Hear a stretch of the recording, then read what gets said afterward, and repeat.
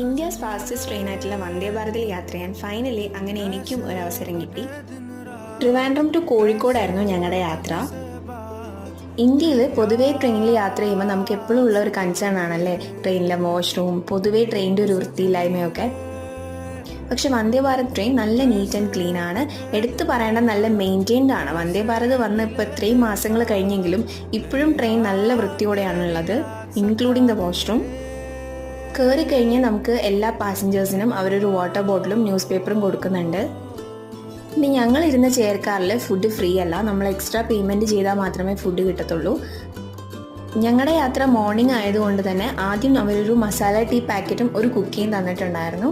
ഒരു 8-8:30 സമയമായപ്പോഴത്തേക്കും നമുക്കൊരു authentic Kerala breakfast ആണ് തന്നിട്ടുണ്ടായിരുന്നത്, with no compromise in quality.